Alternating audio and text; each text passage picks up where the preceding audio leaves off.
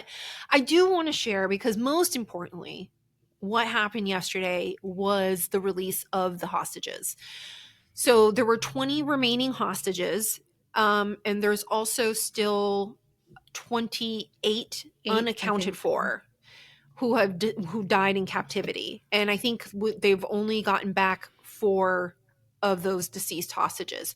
Now, there's a lot of discussion about specifically the deceased hostages, on whether or not it's because Hamas is trying to hold on to them for negotiation purposes, or if it's what Hamas is saying is that they can't access some of them, or they can't find them because they're under rubble or something along those lines. And I saw Trey Yanks, who has been covering, he's the war correspondent over at Fox News, and he actually mentioned this issue specifically. And he reported that the peace agreement has within it, there's a call for an international coalition that will go into Gaza and help locate the remaining bodies.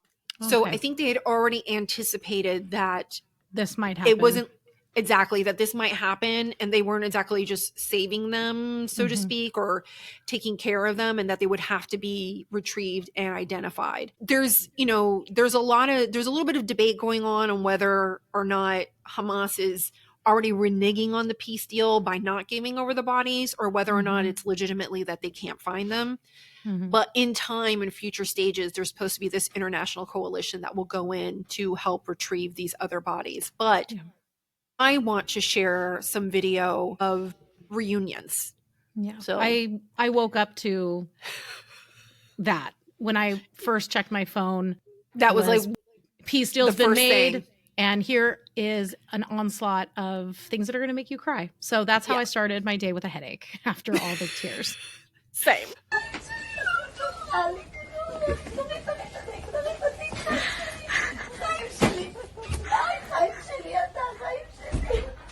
This is a mother hugging her son.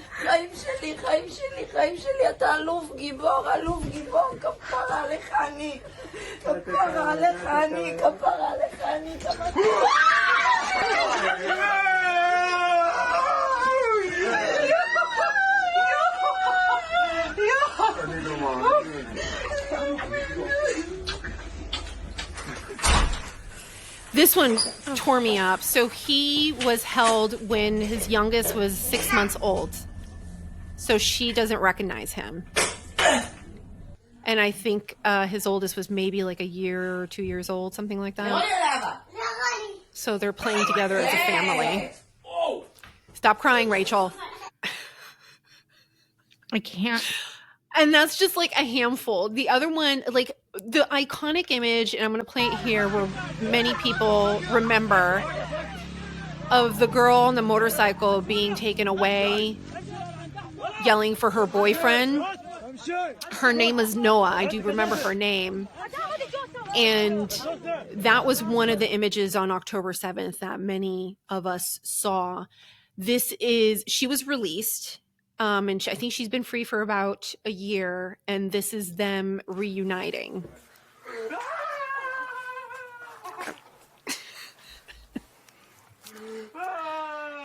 Look how thin he is compared to who he was in that first video.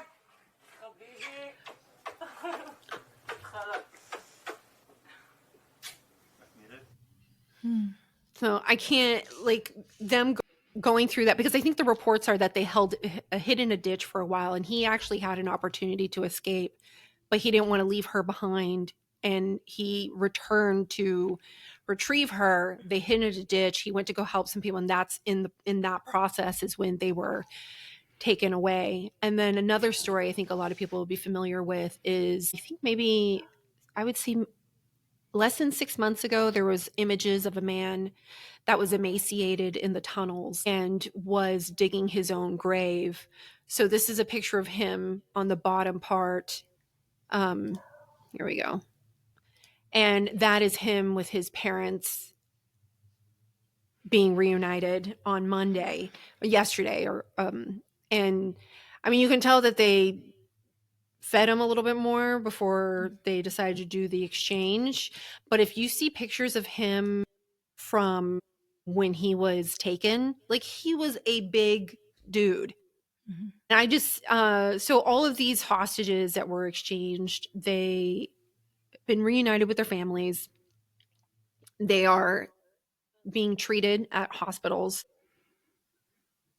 especially because of their diet is a big concern. There are reports of them. I think one of them had spent the entire 2 years in the tunnels in isolation, the majority of it chained up. And I'm just like really disturbed that with all of this information and everything that we know that happened, the reaction of like, I don't know, just like, I don't want to say it's indifference. It's just. That's exactly what it is. It is. It's just like when you talk about something ad nauseum for 2 years straight. I'm talking right now specifically about the progressive left that made this conflict their entire personality for 2 straight years. How a ceasefire has to happen, how there will be no freedom until a ceasefire happens. And now a peace deal has been signed. There is forward movement. If you actually cared about what you were parroting and what you were saying, you would recognize this as a huge development. This should be your talking point because this is what you said you wanted. So now you got it. And to say nothing speaks so much louder than any statement that they could make. And I think people need to remember the voices that called for a ceasefire. They called for it and now they got it and they say nothing. Please remember those voices the next time they tell you something is important to them. Because I just think about when October 7th happened, there were crowds of people celebrating in the street. Yes. And now that there's a ceasefire and now that there has been an exchange, because not just a ceasefire, mind you, there's also been an exchange of hostages for Palestinians, for terrorist Palestinians, okay, and detainees.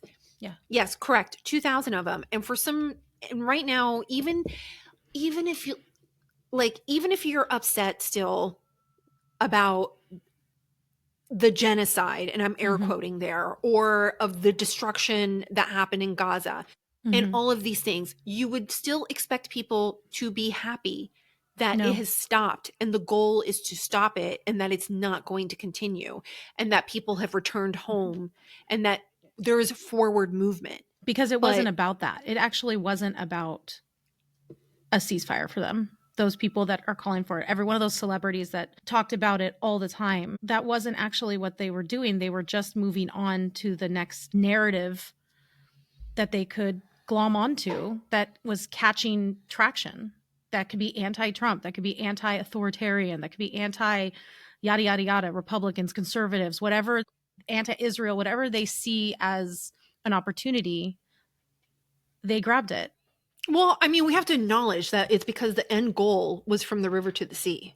Of course. The end goal was for the annihilation of it. And I'm talking about like not just Hamas's goal and not just I'm talking about the pro-Palestine activism that we've seen here in the United States. The college movement. They called for, they didn't even like pretend that wasn't what they said. From the river to the sea, Israel should not have a state, period. We want them out, all of them, and by any means necessary. These are all things that we saw in photographs and we saw them chanting and saw them saying.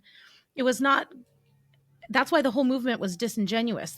Half of them weren't saying what they actually wanted, and the other half didn't actually know that that's what they were marching for. They just were like, oh, it's the new thing that everybody, climate change, and then it's like trans rights, and now it's Palestine, and they didn't know that they actually were gluing themselves to a movement that really wants to see Jews done away with. And it's not just that, because mind you, nobody is also talking about the fighting that is currently happening within Gaza. So Israel has retreated from the interior region of Gaza, right? Yeah. The one that's like closest in towards the coast. And with their retreat, there is currently fighting happening between what remains of Hamas and a Syrian clan, where they're moving in as policing. And I have an I-24 news report that kind of gives a breakdown of what is happening there. The Muslim Brotherhood umbrella over Gaza is perhaps as wide as it has never been. But if we're looking at what is happening right now, and Fuad began speaking about this, I want, if we could show a video of what is happening right now in the streets of the Sabra neighborhood in Gaza City. These are armed clashes. These are Hamas gunmen that are firing indiscriminately towards the homes of the Durmush clan. This is one of the largest clans in Gaza City for over 2 days now. They've been carrying out a brutal crackdown. This is in Gaza City right now. Right, okay. And so this, it does not look like an organization that, one, plans to disarm, or two, plans to cede control anytime soon. And what I talked about earlier in the broadcast, that in this extended phase one, that we don't know when its end date is going to be, we are going to see more and more images like this happening right now in the streets of Gaza. So that's happening right now in Gaza, right? You don't hear anybody talking about it. Nobody's reporting on it. Nobody's upset about it. Nobody's calling for Hamas to stand down and stop fighting within Gaza. That is happening in Gaza City. Right. Now, what I found interesting was that Trump was asked about this specifically. I don't know if this was on the way, which direction it was, but it was during one of the press gaggles on Air Force One.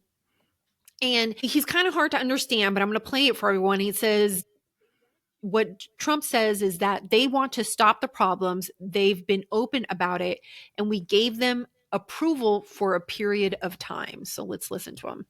Of Hamas rearming, instituting themselves as a Palestinian police force, shooting rivals. What is your message to Hamas? We are standing because they do want to stop the problems, and they've been open about it, and we gave them approval for a period of time.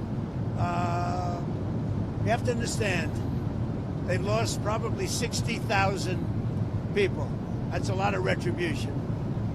They've lost 60,000 people, and the ones that are living right now were, in many cases, very young when this all started. And we are having them watch that there's not going to be big crime or some of the problems that you have when you have areas like this that have been literally demolished. You know, you have 2 million people, and probably it'll be less than that, but you have close to 2 million people going back to buildings that have been demolished. And a lot of bad things can happen. So we want it to be safe. I think it's going to be fine. So I don't know. Doesn't it sound like they gave him the green light to just take care of what they saw as a problem going on there? Yeah, that's what it sounds like. And he's saying it. It's almost one of those things where he's saying it so clearly and not like covering it up. So you're like, wait, am I wrong? Or are you just saying, yes, we told them they could do this? I'm gonna need some clarity here. I was actually like, find it interesting because what I'm hearing is that there's remnants of Hamas. Yeah. There are some people that want to police the area, which is who Hamas is fighting. It's the force that is wanting to police the area to keep peace. Yeah. So Hamas sees them as a threat, and now they're battling it out. And Trump knows fingers it. Crossed. Fingers crossed. Hamas doesn't win. And that's what he said at the end. He's like, I think it's going to be okay. Me too. I mean, okay. Now, the Hamas Interior Ministry issued a warning and said any army activity outside the framework of resistance would be met with destructive or decisive action. And so there's also been reports, like that was fighting between those two sects, but there's also been reports of Hamas executing people in the street. Yeah.